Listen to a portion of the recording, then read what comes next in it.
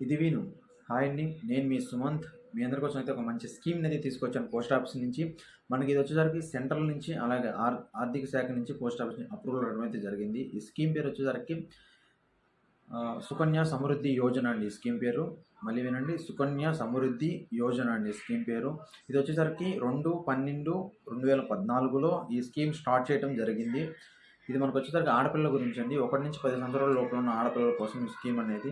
చాలామంది అనుకుంటూ ఉంటారు ఆడపిల్లల కోసం ఏమి వెనకేయలేకపోయామా, ఏమీ దాచుకోలేకపోయామా, ఏదైనా చేయాలని అనుకుంటానే ఉంటారు. అలాంటి వాళ్ళు చాలామందికి ఇలాంటి స్కీమ్ అనేది ఉపయోగపడుతుందండి.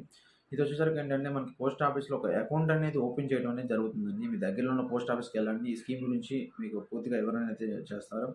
నాకు తెలిసినంత వరకు నేను మీకు తెలియజేస్తాను.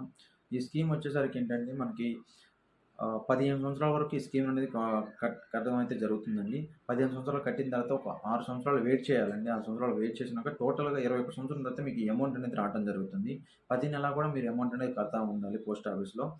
ఇది వచ్చేసరికి ఏంటంటే అండి, ఫర్ ఎగ్జాంపుల్ చూసుకుంటే మన అకౌంట్ ఓపెన్ చేయడానికి 250 నుంచి స్టార్టింగ్ అనేది ఉంటుంది. 250 నుంచి మనం ఈ అకౌంట్ అనేది ఓపెన్ చేసుకోవచ్చు పోస్ట్ ఆఫీస్‌లో.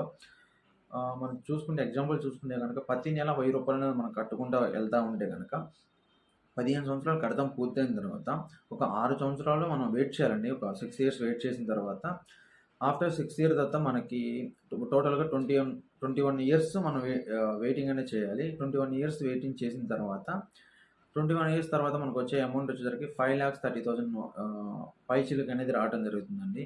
అంటే ఇప్పుడున్న ఇంట్రెస్ట్ రేట్‌ని బట్టి చూసుకుంటే గనక టోటల్‌గా 5,30,000 చేంజ్ అయితే రావడం జరుగుతుంది. ఇది మనకి ఆడపిల్లలకి చాలా అంటే చాలా ఉపయోగపడుతుందండి ఈ స్కీమ్ అనేది. మీ దగ్గరలో ఉన్న పోస్ట్ ఆఫీస్‌కెళ్ళండి. మీ దగ్గర ఉన్న మీ అమ్మాయికి పాన్ కార్డ్ అనేది అవసరం ఉండక్కర్లేదండి. ఆధార్ కార్డ్ గాని, పాన్ కార్డ్ ఇవన్నీ కూడా లేకున్నా పర్లేదు. మీ ఎవరైతే నామినీ అంటే ఫాదర్ గాని, మదర్ గాని, అమ్మ గాని, నాన్న గాని ఎవరైతే ఉంటారో వాళ్ళ ఆధార్ కార్డు, పాన్ కార్డ్ తీసుకొని వెళ్తే సరిపోతుంది.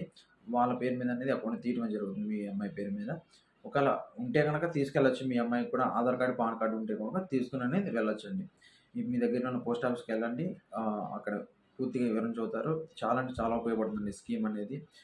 ఆహ్, మీకు ఈ వీడియో గనక నచ్చుంటే గనక లైక్ చేయండి, సబ్స్క్రైబ్ చేయండి.